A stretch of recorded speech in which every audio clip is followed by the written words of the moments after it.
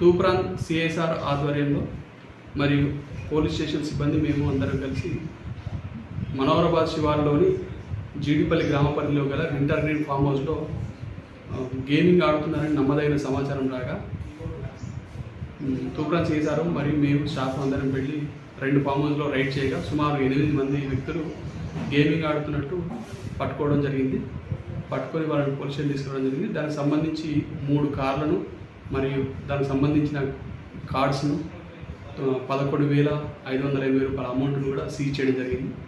వారిపై కేసు నమోదు చేయడం జరుగుతుంది, దర్యాప్తు చేయడం జరుగుతుంది.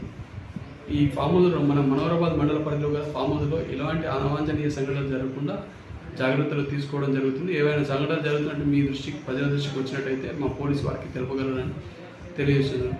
ఎటువంటి వ్యక్తులైనా ఇలాంటి అసాంఘిక కార్యకలాపాలకు పాల్పడినట్లయితే వారిపై చట్టరీత్యా చర్యలు తీసుకోకూడదు.